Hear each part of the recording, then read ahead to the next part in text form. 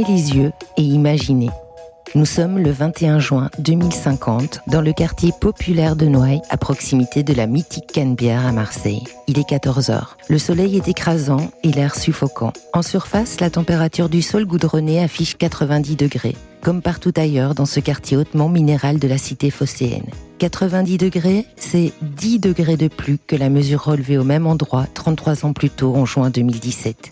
Cette scène futuriste n'est pas tirée d'un roman de science-fiction, mais bien d'une étude commanditée par la ville de Marseille et la métropole pour préparer l'adaptation du centre-ville marseillais au changement climatique. Parce qu'à Marseille, comme dans de nombreuses villes, la surchauffe urbaine n'est pas une légende. Pas plus que la formation des îlots de chaleur urbains qui en découlent sur fond d'inconfort thermique et d'enjeux en santé publique. Quand le réchauffement climatique se loge dans nos villes, quelles solutions déployer pour rafraîchir nos cités ? Pour en parler, j'ai le plaisir de recevoir Élodie Briche, géographe et climatologue, fondatrice de la start-up d'État Plus fraîche ma ville. Vous écoutez Inspirons, le podcast en santé environnementale d'Atmosud.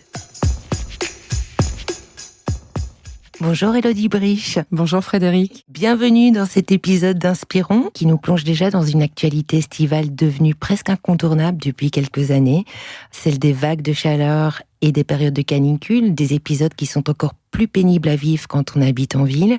C'est d'ailleurs sur ce constat que la docteure en climatologie locale spécialisée dans les extrêmes climatiques a souhaité s'emparer de la question des épisodes caniculaires pour fonder la start-up d'État Plus fraîche ma ville, portée par l'ADEME, une plateforme de solutions à destination des élus de communes ou collectivités pour rafraîchir durablement les milieux urbains et surtout lutter contre un phénomène qui leur sont bien spécifiques, les îlots de chaleur urbains. Alors Élodie, avant de nous plonger dans les solutions que vous allez nous présenter, est-ce qu'on peut revenir sur ce phénomène d'îlots de chaleur urbains ? De quoi on parle exactement ? Alors le phénomène d'îlot de chaleur urbain est une différence de température entre le centre-ville urbain et la campagne environnante. Cette différence de température peut atteindre 10 degrés.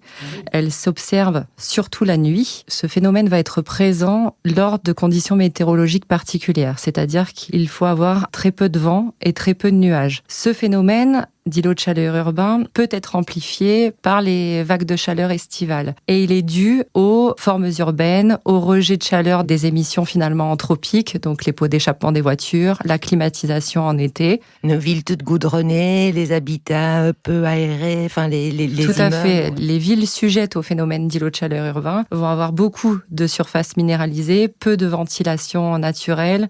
Si vous voulez, la chaleur va être piégée. Donc, typiquement, un revêtement goudronné, un asphalte noir, va emmagasiner la chaleur et la restituer pendant la nuit. Ce phénomène d'îlot de chaleur urbain n'est pas présent dans toutes les villes en France. Okay. Donc, Météo France présente une carte avec les phénomènes d'îlot de chaleur urbain des grandes métropoles, des grandes aires urbaines françaises. Maintenant, à l'ADEME, nous parlons plutôt de surchauffe urbaine. Donc, la surchauffe urbaine va inclure le phénomène d'îlot de chaleur urbain, la température des surfaces des matériaux, ce que vous évoquiez tout à l'heure avec l'asphalte à plus de 90 degrés, et le confort thermique des habitants. Ça veut dire que nos villes et nos villages sont réellement impactés par cette surchauffe urbaine pendant les canicules ou les vagues de chaleur estivales. Donc un petit village qui n'a pas de phénomène d'îlot de chaleur urbain, mais qui a un centre-bourg très minéralisé, va être tributaire également de cette surchauffe urbaine pendant l'été. Parce que finalement, le phénomène d'îlot de chaleur urbain, il peut s'observer à la fois en été comme en hiver. La problématique se pose surtout pendant l'été. Parce qu'évidemment, l'augmentation des températures et le réchauffement climatique passent par là aussi, et c'est pour ça qu'on a des étés plus conséquents et intenses à vivre, à supporter la chaleur.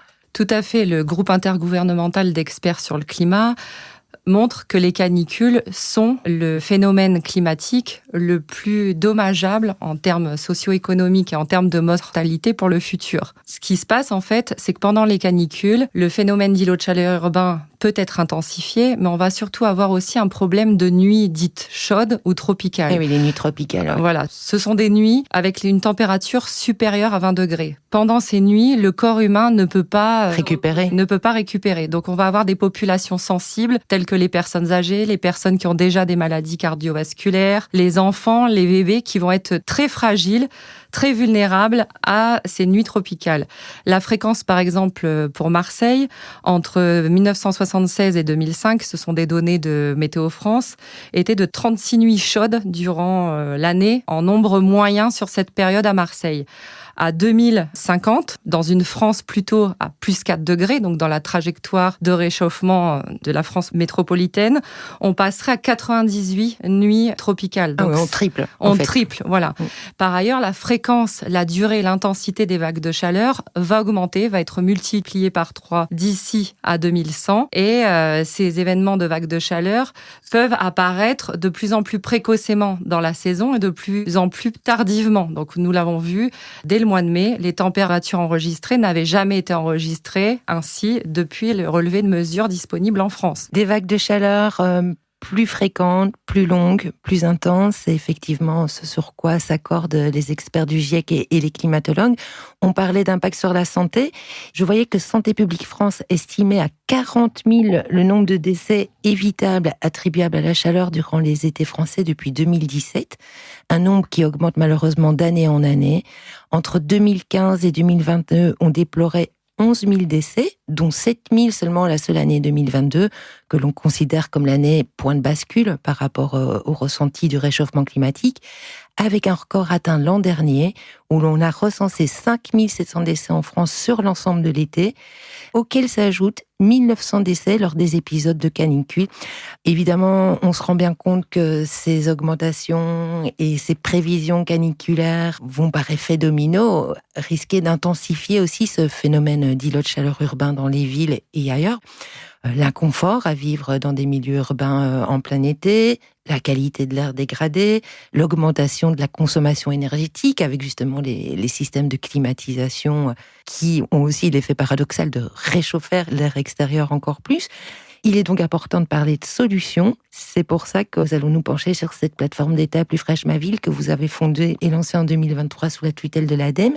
Est-ce que vous pouvez nous la présenter ? Oui, tout à fait, Frédéric. Alors, Plus fraîche ma ville est un service numérique public, gratuit, qui a pour objectif d'accompagner les élus et les agents de collectivité dans leur choix de solutions de rafraîchissement urbain. Donc, sur cette plateforme numérique, vous avez une version utilisable par tous en ligne où vous allez trouver des fiches techniques solutions au nombre d'environ 60, pareillement pour les retours d'expérience à travers la France, mais vous avez aussi un espace connecté qui est vraiment dédié aux agents pour les accompagner durant tout leur processus de projet urbain. Donc, Plus fraîche ma ville, à l'heure actuelle, c'est environ 1000 agents et élus de collectivités accompagnés, plus de 500 collectivités et environ 700 projets accompagnés par Plus fraîche ma ville. Quand on parle de solutions, il y a à la fois des solutions vertes, grises, bleues et douces. Est-ce que vous pouvez juste nous expliquer en 2-3 mots pour savoir de quoi on parle ? Les solutions bleues sont liées à la gestion de l'eau. Ça peut être par exemple la réhabilitation d'un fleuve côtier tel que celui des Égalades à Marseille. C'est le cas à l'heure actuelle. Il est en cours de réhabilitation, notamment au niveau de la cascade des Égalades avec le projet de la Cité des Arts de la Rue, mais aussi sur la tranche d'Euromède 2 au niveau du parc de Bougainville. Les solutions vertes vont être liées au végétal. Les solutions grises vont être soit en relation avec les formes urbaines ou les matériaux utilisés dans la ville. Et les solutions douces sont des changements de pratique de la ville. L'important, c'est qu'une solution n'est pas miracle et une solution ne fonctionne pas forcément partout. L'important va être de combiner ces différents types de solutions aux différentes échelles spatiales et temporelles de la ville pour obtenir un rafraîchissement effectif. En effet, dans un contexte de contraintes hydriques et une raréfaction de la ressource en eau à 2070-2100, dans une France à plus 4 degrés, le végétal ne va pas être possible partout. Donc, il est absolument nécessaire de combiner ces différents types de solutions. Typiquement, sur Plus fraîche ma ville, on a une catégorie « Oups ». Ça va être je suis agent de collectivité, j'ai essayé de mettre en place des solutions de rafraîchissement urbain, mais j'ai oublié quelque chose. Donc, typiquement, on va avoir un nombre important de collectivités qui vont essayer de mettre du revêtement clair ou du revêtement blanc. Par contre, s'il manque de l'ombrage, on va avoir un inconfort thermique du piéton et même un inconfort visuel. Bien sûr, j'allais dire visuel, oui. Donc en fait, il faut adapter ces solutions en fonction des spécificités de sa ville ou de son territoire. Tout à fait. On va peut-être revenir aussi sur d'autres projets déployés sur la région sud. On a parlé du parc des Égalades à Marseille, mais vous avez des projets dans le Var, dans les Alpes-Maritimes. Est-ce qu'il y en a un qui vous vient et qui peut être inspirant ? Je pense notamment à Cuers dans le Var. L'objectif a été de créer finalement un schéma directeur qui s'intitule Ville basse température l'été. Et au sein de ce schéma directeur, plusieurs volets stratégiques ont été déployés pour mettre notamment en place des solutions de rafraîchissement urbain. Donc, ce qui est intéressant avec Cuers, c'est qu'on n'est pas sur une solution mise ou un projet on arrête. Il y a une planification qui est mise en place, apposée à ce schéma directeur. Et donc, quelque part, une trajectoire de rafraîchissement urbain se décline avec un plan d'action. Donc, dans les actions mises en place, nous pouvons citer l'utilisation de revêtements ocre. Et ce qui est intéressant, c'est que Cuers n'a aucun souci à communiquer sur les points positifs, mais aussi les points négatifs de ce revêtement ocre, qui fonctionne mieux à certains endroits, en fait. Ça permet aussi d'expérimenter les solutions, d'avoir des retours sur ce qui fonctionne moins bien. Et est-ce que, du coup, on a quand même des effets mesurables sur une température au sol qui diminue ou pas par rapport à du goudron et le rafraîchissement globalement ? Oui, nous incitons de plus en plus à l'ADEME à avoir un réel diagnostic de surchauffe urbaine réalisé en amont, mais aussi d'essayer d'avoir des données avant, après la mise en place de projets de rafraîchissement urbain. Typiquement, à l'heure actuelle, les projets que nous accompagnons avec l'ADEME vont être en phase de démarrage. Donc, il faut attendre le temps que les projets soient sortis. Mais typiquement, sur la rue Garibaldi à Lyon, à Cuers, à Toulouse, des mesures ont été effectuées. Alors, soit des mesures qualitatives, soit quantitatives, avec par exemple des questionnaires, des enquêtes réalisées auprès des habitants pour savoir s'ils ressentent un meilleur confort thermique. Les études sont probantes. Donc, il faut dupliquer. Alors, surtout, plus que dupliquer, parce que comme je l'ai expliqué, selon les conditions météorologiques locales, les conditions géographiques aussi, s'il y a du relief ou pas. Par exemple, à Marseille, il est plus compliqué de mesurer l'effet d'îlot de chaleur urbain qu'à Aix, en Provence, qui est dans une cuvette, ou à Nice, qui est entre la mer et la montagne. Donc, il est vraiment important de partager. C'est-à-dire que pour avancer sur les expérimentations, il faut que les collectivités qui ont testé des choses puissent en parler, même si cela n'a pas fonctionné. Et c'est ainsi que les solutions vont pouvoir se déployer à plus grande échelle. Est-ce qu'on va globalement faire des villes plus fraîches ? Est-ce que cette notion d'urgence à rafraîchir les villes ou d'importance à rafraîchir les villes, elle est comprise aujourd'hui, selon vous, par les acteurs locaux ? Lorsque nous avons réalisé une enquête auprès de 600 collectivités, j'ai l'impression que depuis 3 ans, les choses ont réellement avancé. Donc les sujets sont pris en main par les agents de collectivités, mais aussi par les politiques. Ce qui est important là avec les nouveaux mandats politiques, c'est que les élus s'emparent du sujet. Les différentes agences publiques accompagnent les agents de collectivité dans leurs projets de rafraîchissement urbain et nous les aidons à trouver des solutions dans leur parcours de recherche. Donc, si par exemple, les collectivités ont besoin d'aide sur le diagnostic de surchauffe urbaine, on va les renvoyer vers un certain nombre de données publiques gratuites, comme le Climadiag commune de Météo France ou les zones climatiques locales du CEREMA. Donc, cette mission adaptation changement climatique a une réelle vertu de permettre aux collectivités d'accélérer leur transition écologique et surtout de participer, de continuer leur plan d'adaptation au changement climatique. Alors, parmi les solutions qu'on a citées, donc il y avait les solutions vertes. Je me permets de faire un petit focus dessus, puisque le dossier Inspirons d'Atmosud porte aujourd'hui sur ce lien entre îlots de chaleur urbain, qualité de l'air et le rôle de la végétation urbaine dans ces phénomènes. Il y a une étude qui vient d'être publiée dans la revue NPJ Urban Sustainability, qui fait référence à une étude qui a été menée sur 10 ans à Paris, où 43 000 décès sont survenus de façon prématurée suite à la chaleur. Et en fait, l'étude démontre que si tous les quartiers parisiens avaient bénéficié de la même couverture végétale que ceux qui sont le plus végétalisés, il y aurait eu 1/3 de décès en moins, quand on sait que la couverture était de 20,4% et que les moins couverts étaient de 1,4%. Ce qui amène à réfléchir quand on sait qu'à Marseille, le centre historique a perdu la moitié de sa surface arborée en 75 ans, au profit de la voiture.